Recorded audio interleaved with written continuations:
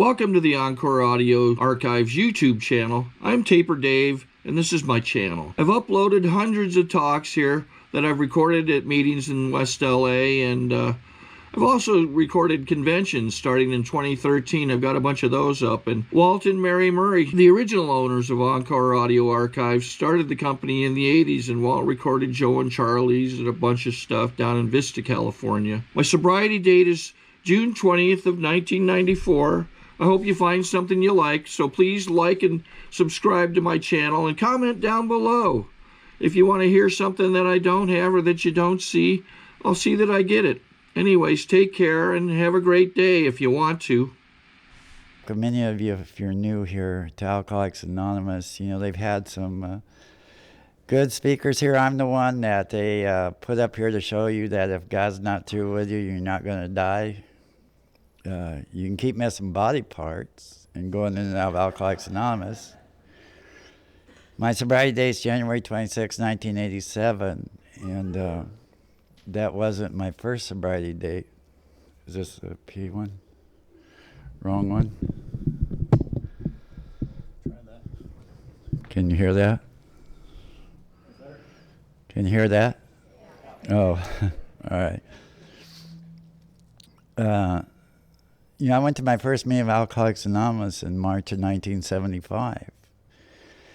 And, they explained to me at that first meeting, in the doctor's opinion, that we have allergy of the body, obsession of mind, and I knew that. And they described the phenomenon of craving, that when I put alcohol in my system, I don't have the choice of when I'm going to quit, and I understood that. But you see, I wanted to die desperately. That's the only way I seen getting out of this madness. And, a guy in that first meeting said, if I take a drink today, I'll die. And I asked him afterwards, can we go try that? Because I wanted to die desperately.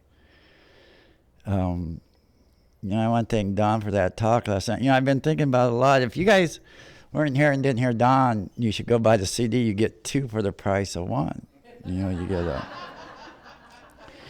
an awesome AA pitch and a music CD along with it.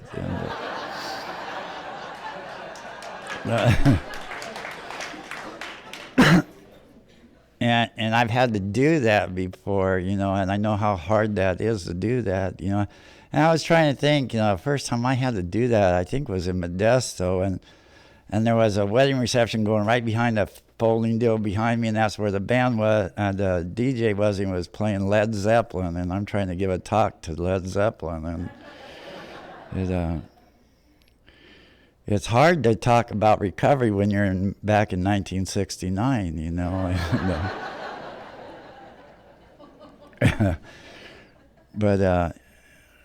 But he also, the talk John gave last night made me think about the commitment to Alcoholics Anonymous, the respect to Alcoholics Anonymous. I've been thinking about that a lot ever since last night, and it's not like it used to be a long time ago, and I've been thinking about that today. What more can I do? And I can't do any more than the guys I sponsor. That I take them through the traditions and everything like the old timers took me, and try to keep the old way of AA going along. When I got sober, they told me that I had to change everything, and I had to learn to respect something in my life, because I didn't respect anything ever in my life. And I respected the guards in prison, because you kind of had to, but I never kept the commitment ever in my life until I got to Alcoholics Anonymous, and they taught me how important that was. And Don touched on that stuff last night, and it's made me think a lot today. What more can I do to try, because this thing saved my friggin' life, man. It didn't save my life, it gave me a new life. It gave me a new way to live, a new outlook on what goes on in my life, and it gave me a way to, no matter what's going on in my life today, that I have a way to go through it with a pretty reasonable soundness of mind. And that's what sobriety is about to me, is soundness of mind. That when I hear in meetings, just don't drink, God, I just cringe, man. If I could just not drink, I wouldn't need you guys. Now if they say just don't drink, but there's some steps you got to take and a sponsor you got to get and some traditions you got to go through, and and a bunch of meetings you got to do and get some commitments and let some newcomers puke on you and pick up some cigarette butts, then I could see just don't drink. Because I just cringe. Every time I hear someone say, well, you just don't drink, that's all they say. And if you're new, it's like, God, is that all I got to do is not just drink? But it's how do you do that?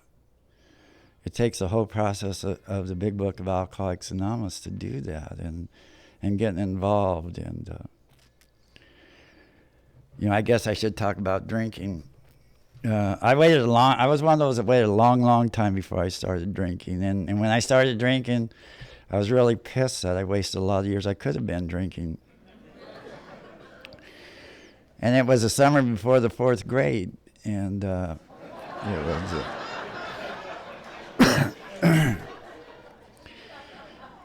and it was... and I started at the bottom, so it wasn't very hard to work up a little bit. I started on Hot Thunderbird.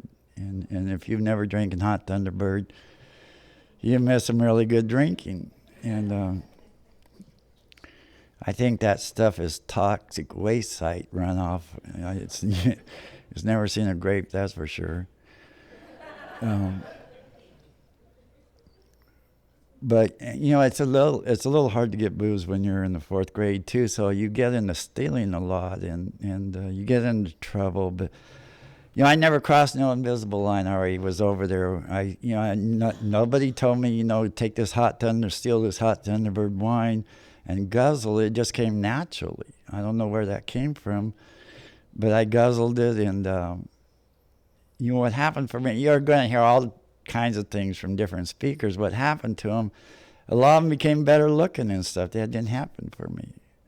What happened for me when I put alcohol in my system, all the madness that was going on, not being as good as anybody else, all that crap went away. It was there, but it was okay. It just made everything okay. And our book says we drink essentially for the effect produced by alcohol, and that's what I drank for. It wasn't because Hot Thunderbird wine tastes good. It was really crappy tasting stuff. But when it makes you okay to guzzle that stuff, you'll do it over and over again. And you'll try to get that effect in the beginning that made everything okay. I started going to getting in trouble for stealing, and nobody told me to steal. I don't know how I learned to do that. It just came naturally. And you start stealing it. I grew up in this little tiny town called Clovis next to Fresno. I mean, they've grown together now, but it was a little tiny hick town. And they rode horses and cowboy boots with one pant leg and one pant leg out, and it just, I was a guy that needed excitement. I needed to be born in a big city, and everything would have been okay. But I'm stuck in this little hick town, and so I got to drink. I got to drink to be okay, and when you're in the 4th grade, you got to steal booze to be able to drink every day, and so you get in trouble, and they do things like try to get you to quit doing that kind of behavior. On Saturday, when everybody comes to town, they handcuff you to the fire hydrant with some silver paint and expect you to paint it. But what they didn't know was there's 2 kinds of kids born in this world: the fire hydrant painting kind of a kid and the non-fire hydrant painting kind of a kid. And I'm born the non-fire hydrant painting kind of a kid. I don't care how bad you embarrass me, I'm not going to paint that fire hydrant. So you go to juvenile hall, and what do you do when you're in fear? You just whip ass on the first kid you come across. I mean, fear motivates me into fighting and to make people pay and get crazy. And I learned real early in life, the crazier you get, the worse, the more people stay away from you. And the more people stay away from you, the safer it is for me, because you can't find out I'm really afraid. And so I just did crazier and crazier things. So I get to juvenile hall, I whip the shit out of the first kid I come across, and it spreads through school, through juvenile hall, that there's this crazy kid called Matt Green here, don't screw with him.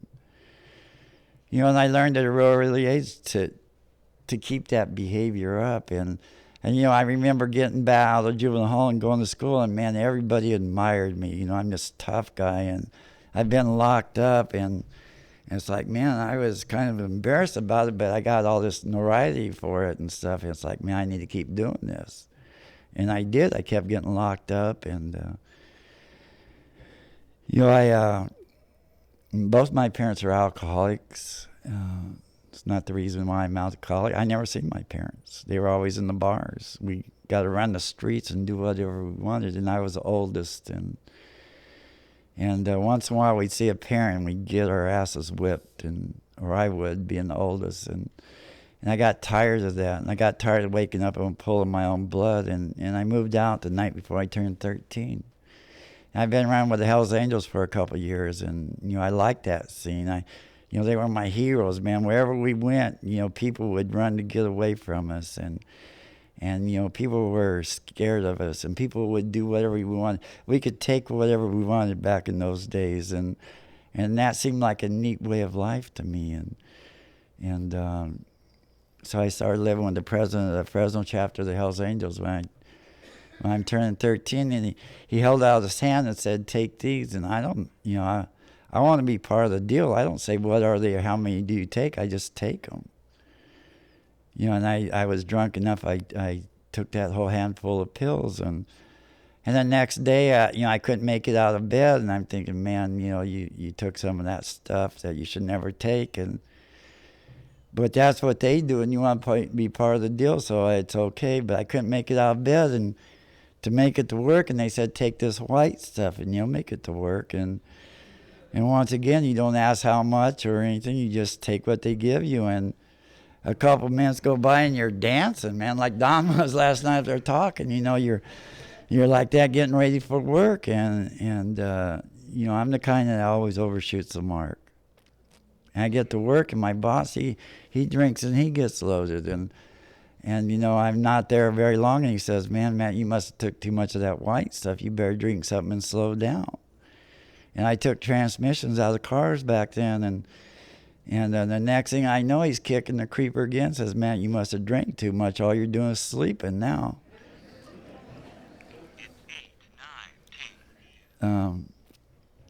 So I took some more of that white stuff, and that started another world of madness of taking whatever it took to function in the world. I thought, well, I don't stick a needle in my arm, and that came true on my 16th birthday.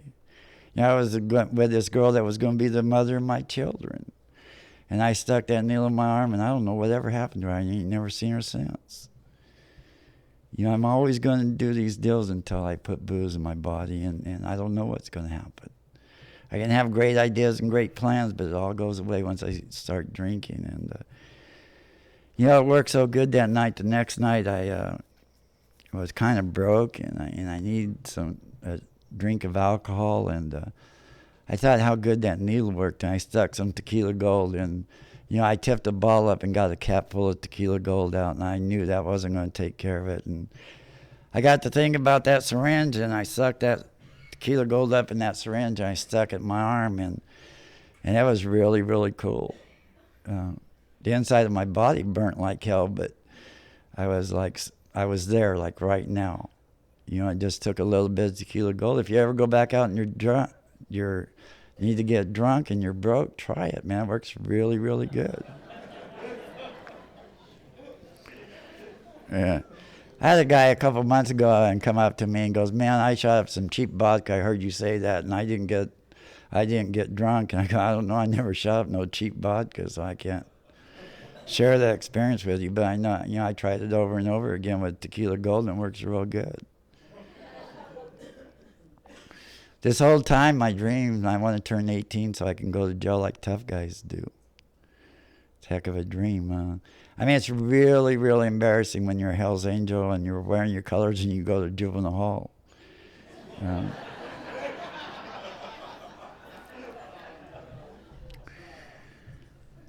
I don't know where the idea came from, but, as long as I can remember, I've done inventories on it. I've tried to remember where it started from.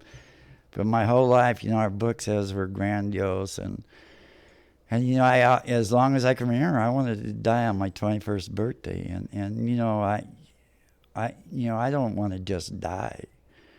I want to be doing an armed robbery on my 21st birthday on my Harley Davidson. I want to be robbing a bank, and I want the TV cameras to show up and the news cameras, and I want the cops to show up, and I'm coming out of the bank with bags of money, And I want to get on my Harley, and I still not good enough. Water. Oh, water. God, I hate this stuff. I got so much metal inside me, this stuff rusted. Thank you. And not only are the cops going to shoot me, it's going to be on local news. I'm going to make it to the freeway. I'm going to make it to several other counties. And by then, the national news is going to be filming this event. And I'm going to get shot a bunch more times. And, several hours have passed, and it's on national news. And finally, several hours later, me and that Harley Davidson go end over end. It bursts in flames. I go out in a blaze of glory. And this is going to happen on my 21st birthday. I don't know where that came from. But I would sit and daydream about it a lot, man. But I got to turn 18 and go to jail first, like tough guys do. And my dream came true. I turned 18 and went to jail. I did an armed robbery, and I shot a cop. And, I don't know what you do when you get locked up, but I do inventories in there. But it's never about the drinking. It's like, what could I do different not to go to... it's like I'm supposed to go to jail. That's what Hell's Angels do. You do crimes and you go to jail. But I would like to start out like assault and battery and work up to shooting cops the day I die. And I'm sitting there, man, what could I do different? And Sandy's your speaker tomorrow, and she is friggin' awesome. And I wish I could be... I've heard her before, and her and Wendell are awesome friends of mine, but I gotta leave to go catch a plane at 3 o'clock in the morning. But why was I saying that?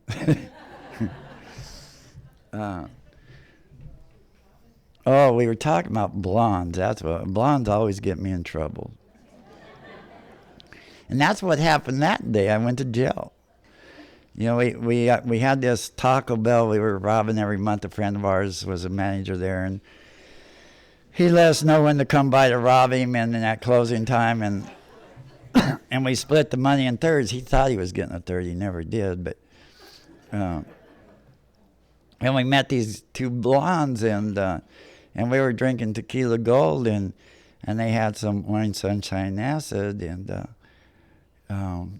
they kept wanting us to take some, and no, we got business to take care of tonight. We can't do that. And we got drunk enough, and they were blonde enough. We said okay. And if they weren't that blonde, I wouldn't have been in trouble that day. But we took that acid, and so I'm sitting in jail doing this inventory, and that's what I'm not gonna let blondes talk me into this shit anymore, because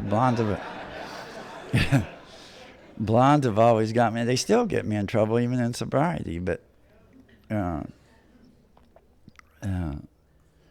so the blondes were the first part. I'm not going to eat acid. And see, what happened was we got over there too late, and Taco Bell was closed. And it's like we had this deal going down the next day, and we need this money. And so we're driving around. We find this really, really rich restaurant and bar, and it's like, man... Okay, Mark, you get the restaurant cash register, and I'll get the bar cash register, and we'll split, and it'll work real cool.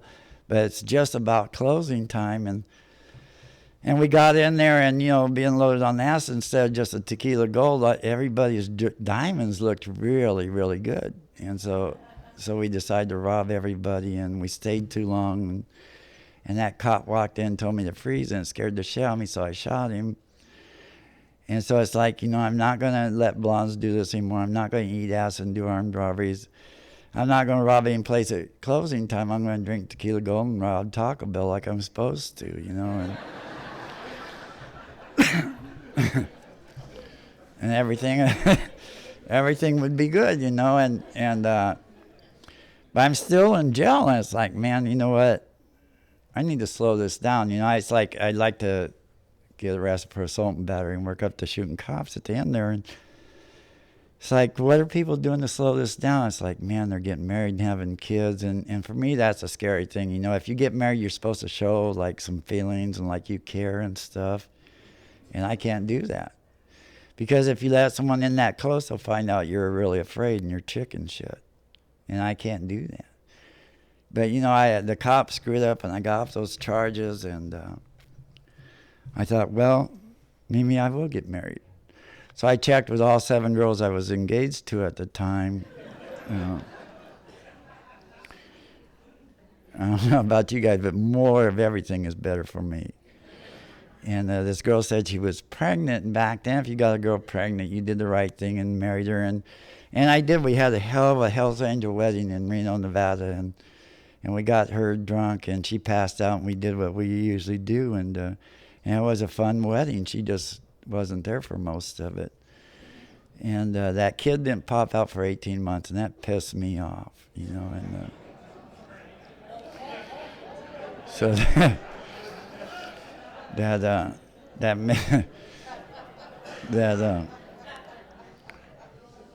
that marriage was never to work, and it's not my fault, she's taken advantage of me, and by the time that kid popped out, I was married 2 more times, and something about blondes and bars and, I don't know, weddings follow right away, I guess. I don't know.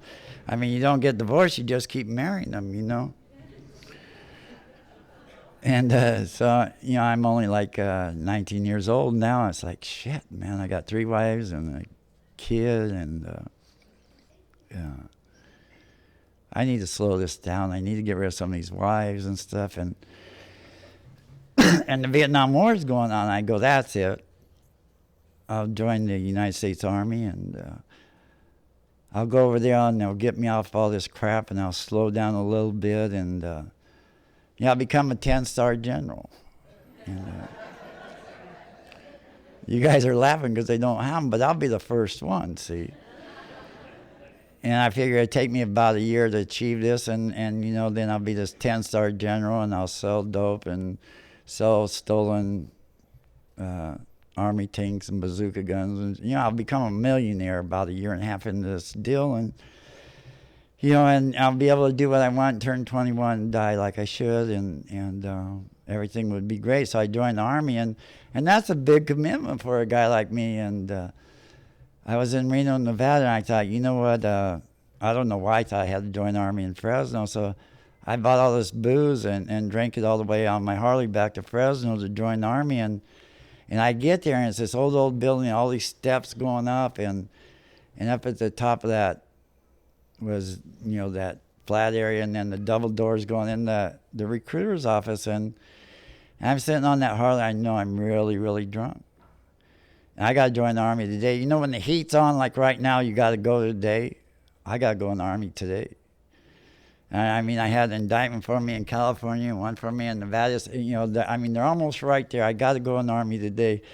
And I look at all those steps, and I know I can't walk up all those steps. And you know how we always have a good plan A. I get to, we get to thinking and drinking, and that just doesn't work real good. But I get to thinking, man, if I rev this Harley up just right, pop that clutch just right, I can make it up all those steps, make it that landing upstairs, and then it's just an even shot in the double doors. And it was a good idea. But if you've never been airborne on a Harley, the brakes don't work worth a shit up there. And I kind of bypassed the landing and crashed through the double doors, and I got that Harley shut off, and oil's leaking everywhere. And in Bill's story where it says I have arrived, that's how I felt. I got off that Harley Davidson. And, I got this long hair and long scraggly beard, and back then we wore Levi's till there wasn't nothing left. So a lot of your legs were showing, and they're oil soaked. And I got off that Harley Davidson. I told the recruiter, I go, I'm the one you're looking for, man.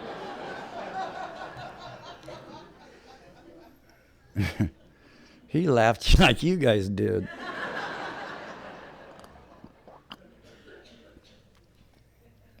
I took all their stupid tests, and I could do anything I wanted in the Army.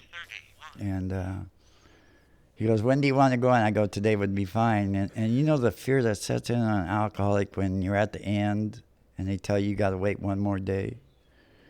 And it's like, how do you go out there and fight the madness and survive out there one more night? And the fear that sets in on that. And I made it through it. And And I got back in the next day, and he said, well, we can't let you in. We got your civilian record here. And by this time, I'd shot another cop and got off those charges. And I've been locked up a lot in psychiatric units for the violent crimes. And they said, you know, it says here you like to shoot people, so we can't let you in. I go, I told you I'm the one you're looking for. And they informed me they were worried about getting me, our guys getting me to Vietnam. And here's some people I knew I got to go in. This is a big commitment too, right?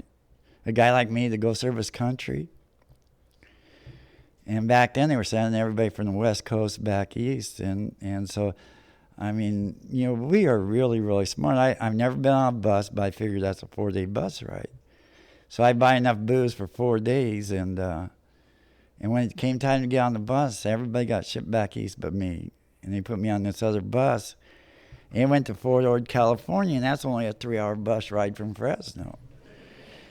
Now, I bought all this booze for 4 days. I spent all this money. Well, it was your money, but I spent it and for 4 days, and so I drank it in that 3 hours.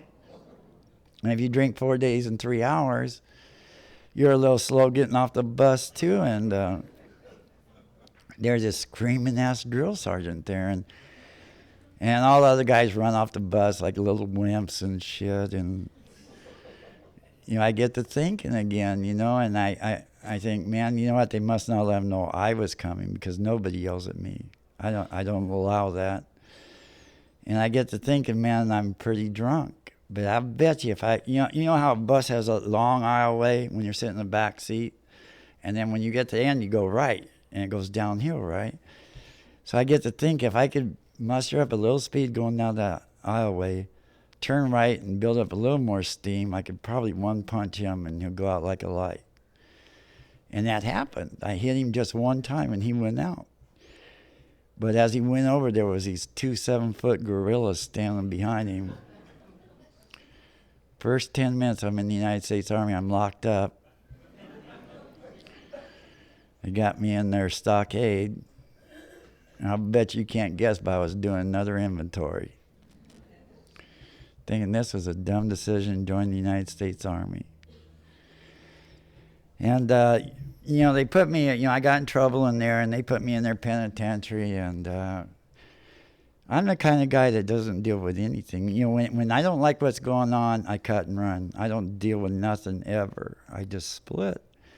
And, you know, after a little bit in that prison, I get to thinking, you know, this isn't fun. You know, when you first get locked up, it's really cool. You get to dry out and, you know, get a little strength back because, you know, when you have week-long runs and 2-week-long runs. And it's nice to get locked up for 2 or 3 days and get some rest. But after that, it's time to go. And they called it escape, but I was just tired of playing their game.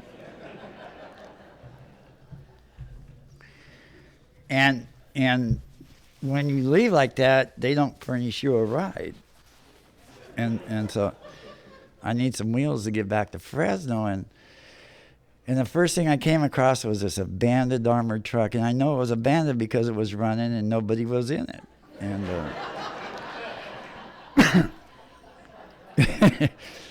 that was back in the day when they only had one armored guard in a truck. And they would do that, and I mean, I still see an armored truck, and I still have stupid ideas that I'll bet you now that I'm sober, I could train these guys I sponsor. I could start like a what do you call that? Like a McDonald's thing, you know, when a franchise, yeah, of how to rot armored trucks.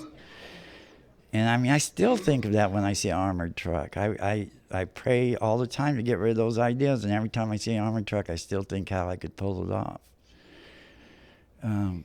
Luckily, I don't see that good, so it doesn't come around too often.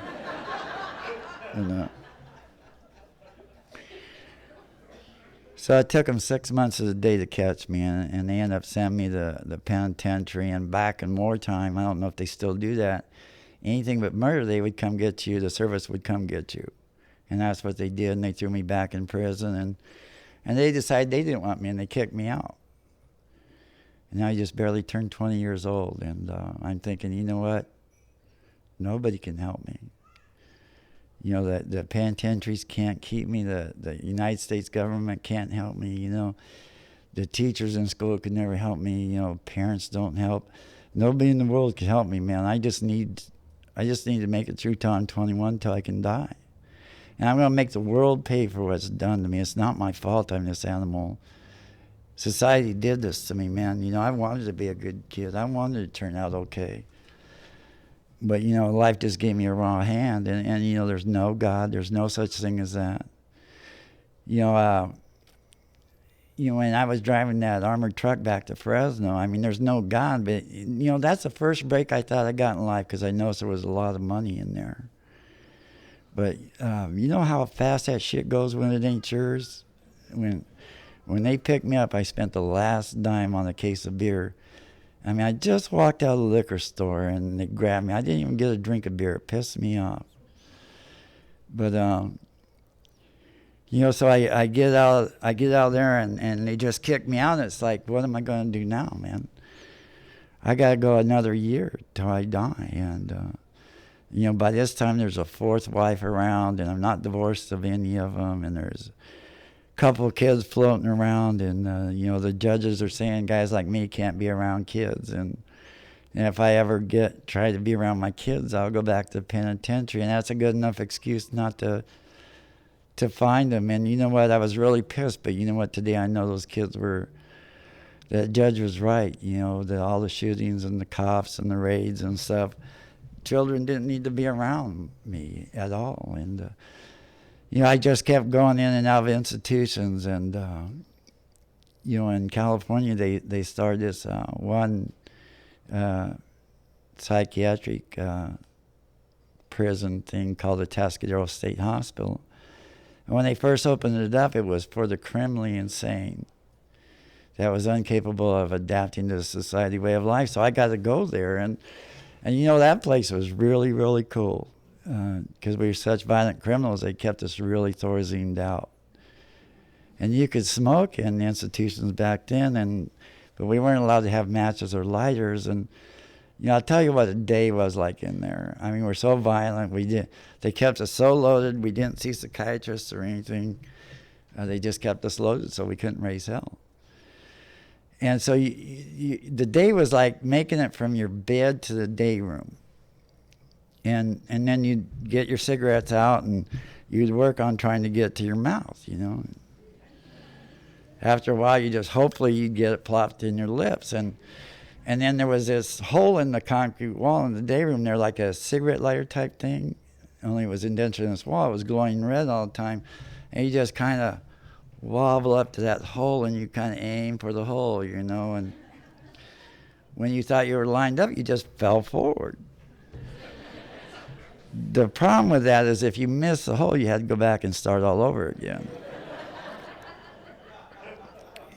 And if you made it in the hole, then you went back to the day room table and you were so Thorazined out that you couldn't smoke it. You just kind of like watched it, and the ashes would fall down, and when it got to the end, the cherry would fall on your chest and burn a hole in your shirt, and you'd get up and go to bed. The day was done.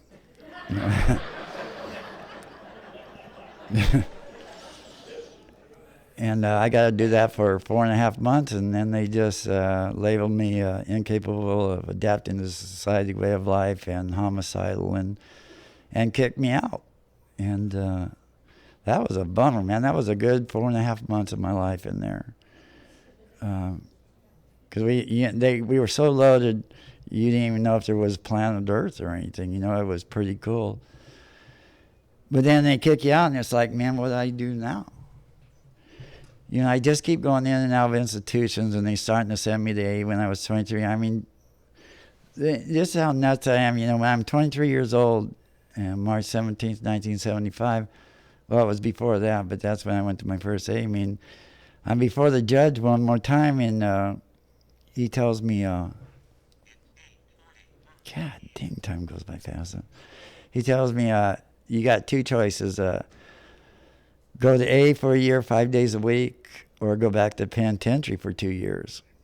And I was having a hard time. He could see I was having a hard time making that decision So he sent me to jail for 5 days to make my mind up. And I didn't make my mind up till the 5th day.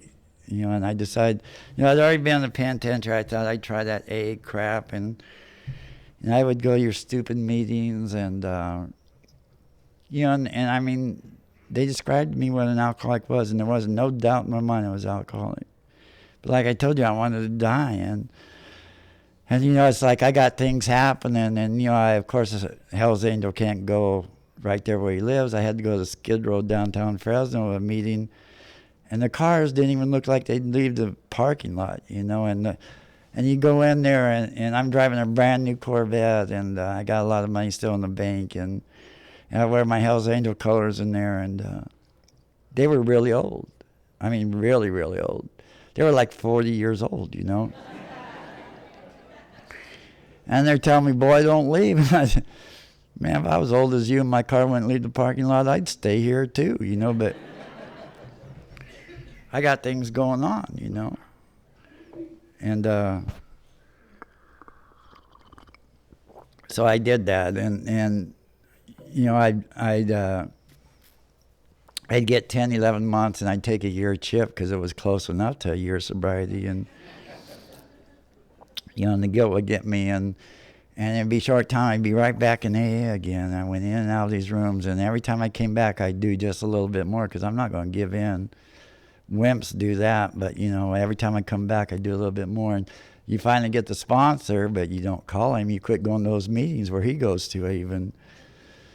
And you keep going back out and drinking, and you're convinced after 12 years of that crap that AA doesn't work for a guy like you. And 10 years of going in and out, I'm married to my 7th wife, and going to meetings every day. And, and I get the house back, and the Harleys back, and the Lincolns back, and we have another baby. And we get the ranch going, and the horses and the pigs and cows and all that crap. But you know what? I want to die desperately. And she won't come back. One time I kick her out, and I grab a shotgun. I stop at 7-Eleven, buy 2 bottles of champagne to celebrate blowing her head off. And I'm going to take that baby and I'm going to run. I'm not going to let another woman do this to me. And she was blonde too.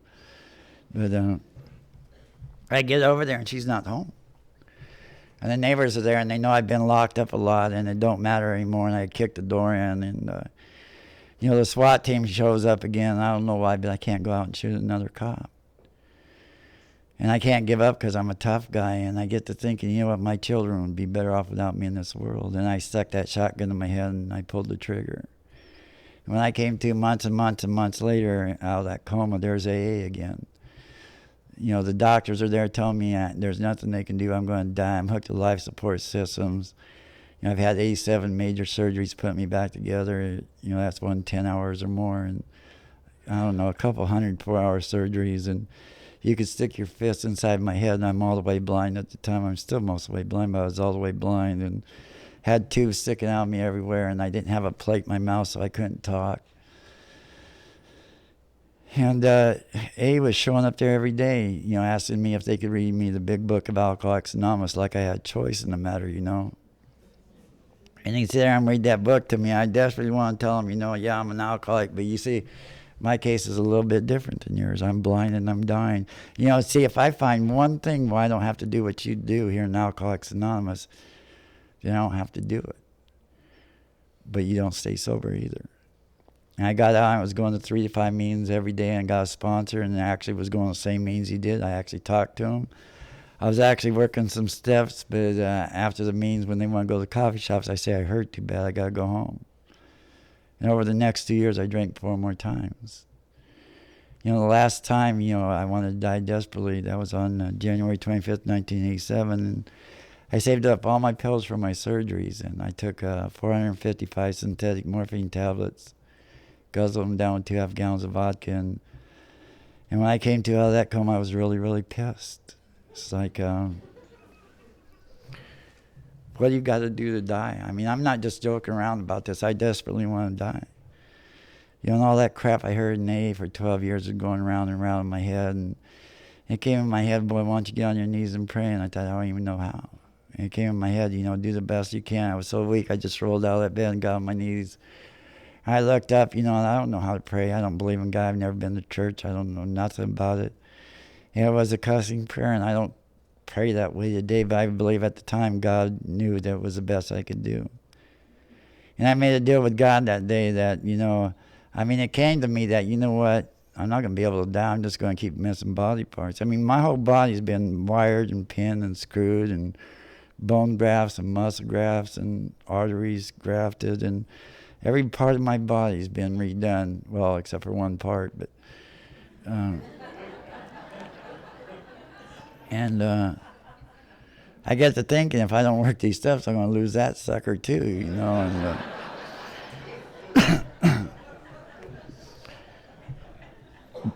that part's bullshit. That's not true. But I make a deal with God that day that, what, that I can't die, and I'll do whatever they ask me to do in Alcoholics Anonymous if He'll not let me miss any more body parts.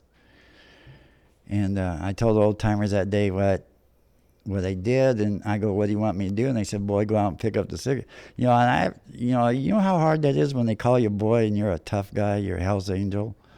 God, that pisses me off, And I thought, oh, I see how they work here in AA. Now they're going to take advantage of the blind guy, because I was all the way blind still then. And they told me, "Boy, go out and pick up the cigarette butts." And I think, man, they're going to gather at the window. We're going to have a circus act. We're going to watch a blind boy pick up cigarette butts.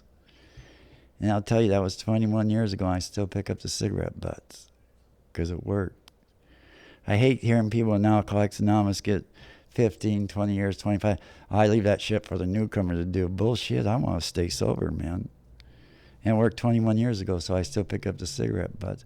I still do everything I did today that I did 21 years ago because I want to stay sober. And I think I'm supposed to, I feel that I owe the newcomers in Alcoholics Anonymous to be here to show them how they showed me 21 years ago. I hate that what Don was talking about last night, show up at 25 years sober and ain't been to a meeting in 4 years. They forgot about their birthday, and now they're 25 years, so now they got to get their 25-year chip. Ain't been there in 4 years. I don't know. I feel a sense of responsibility as a newcomer to be here all the time. And I have a sense of responsibility to show them that 21 years sober, I still got to read the book. I still got to do the inventories. I still call my sponsor 21 years sober. I still pick up the cigarette butts, and I've never gone a day in sobriety without a service commitment. And it was hard in the beginning. I was a single parent of this little baby, and, I'd complain to my sponsor, I got this little kid, how am I going to do this? And I'm tired, and I work, and I take care of this little baby, and I go to 3 meetings a day, and he goes, "Boy, I did your inventory. I don't ever remember you going to jail for lack of sleep." And it's like, damn, man.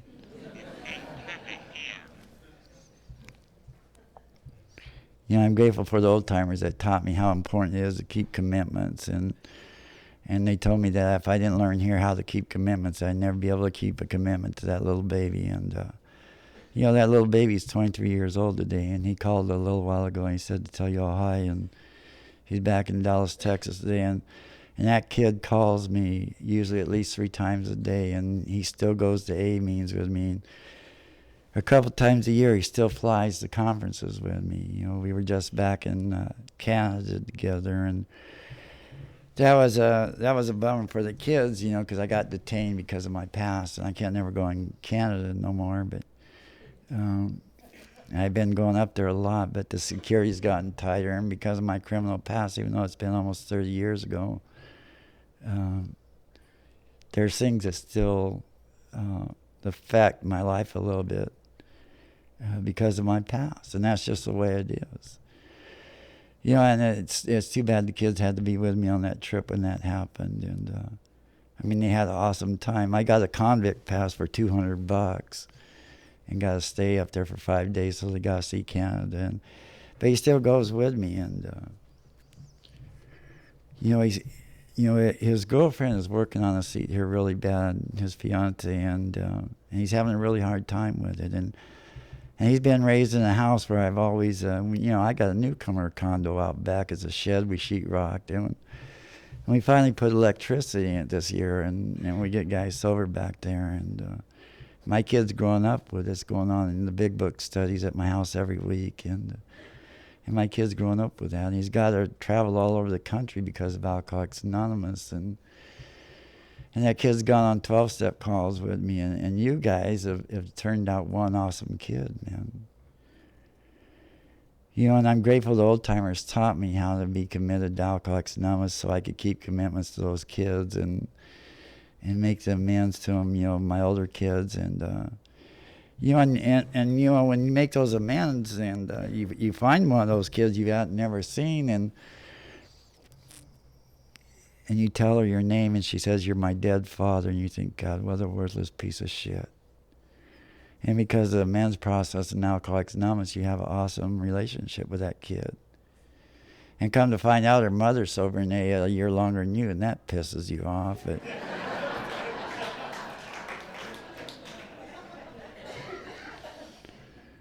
And that sounds funny, but you know what? At 12 years sober, she quit going to meetings, and 8 years later, she committed suicide sober. I think it would have been easier to go back to AA meeting. She got a resentment at her home group and quit going back to meetings. And my daughter thanks me for being an active, sober member of Alcoholics Anonymous. And she says, because you're active, Dad. Every time she talks to me, she tells me that. She goes, because you're an active member of Alcoholics Anonymous, I have a dad today. How selfish would that be of me to say, screw it, leave it for the newcomer to do? You know, my daughter might not have a dad today. She doesn't have a mother anymore. But, you know, that sucks when you find those kids because they grow up and get married and ask you to walk them down the aisle, and you cry, and she says, Dad, you don't have to. And you say, God, what a gift. Thank you, honey, for asking me to do that. I'd be more than happy to do it. But then she calls you back the next day and says, Dad, it's customary for the father to pay for the wedding, you know. And, because you've done a few things right in Alcoholics Anonymous, you're able to pay for your daughter's wedding.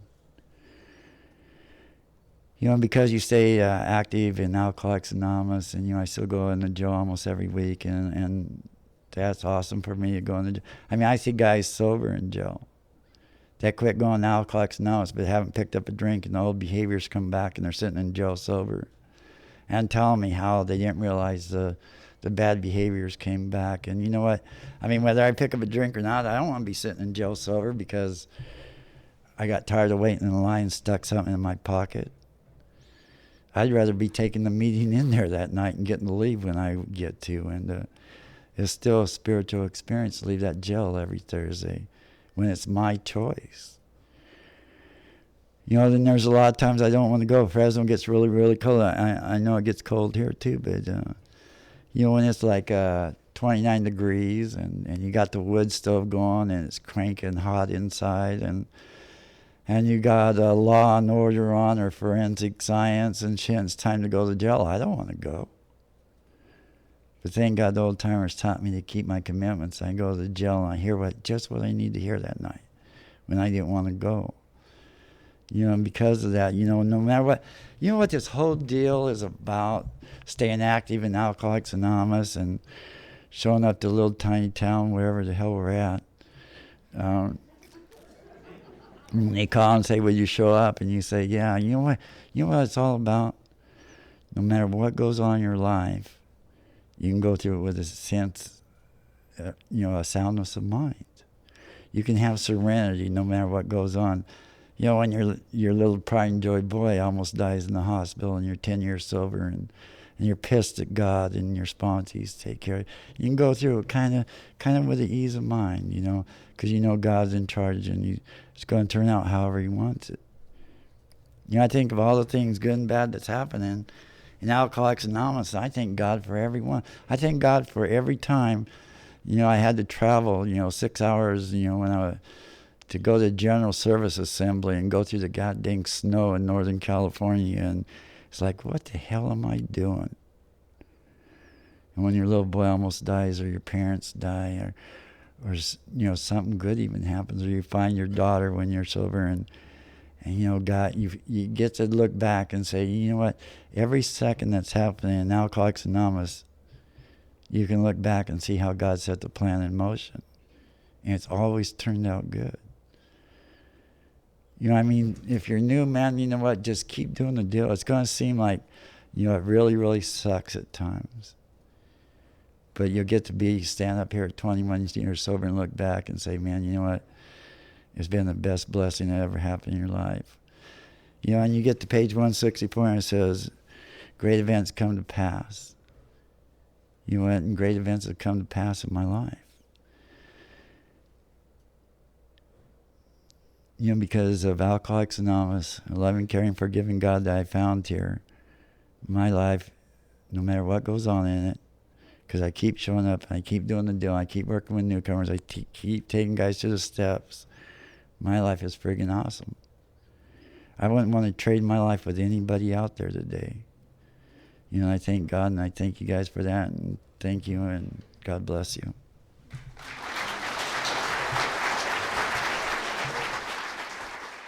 I think we got a great talk going on here. Thanks for watching the channel. Taper Dave here. Just curious, do you think this is better than Zoom? Okay, this is how I prepare my drone for launching. I like to do it inside the cab of my truck so I'm not standing outside in the weather.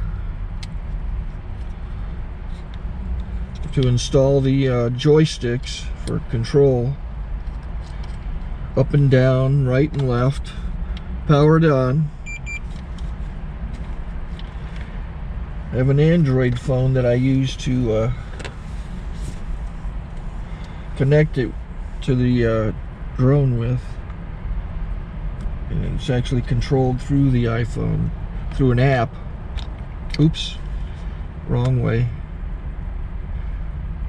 It's actually controlled through the iPhone, or through this Android phone, through the app. It's actually controlled through the Android phone, through an app, and you connect it through this short connection right here.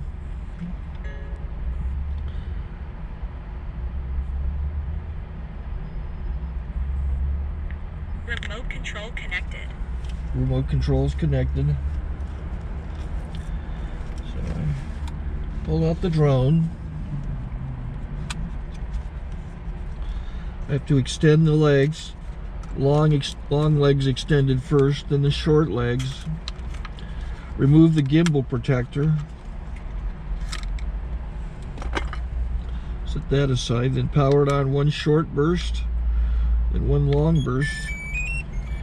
I lay it down. So I have to go to calibrate. So the drone's not connected yet. It shows you here as this drone gets disconnected, even though the remote's powered on. So the drone has to establish it's connected. So I go into the app to calibration mode. First I'll calibrate the remote controller. Start calibration. Out, in, out, in, up, down. And then this little wheel is to control the gimbal. So it's calibrated. Go to gimbal calibration, start calibration, and then it calibrates the gimbal. I don't know if that shows up. The gimbal's moving all over the place. Changes, you can see it on the video. And I'm calibrated to take off. It's acquired 7 satellites at the moment. There are 26 satellites up in the sky, which it has to acquire before you can take off. So it's connected. It's got enough satellites. This is white. I can go to press this little arrow button, swipe right to take off, and it would start the motors if I slid this to the right. But I'll wait till I get outside. Don't want to do it inside.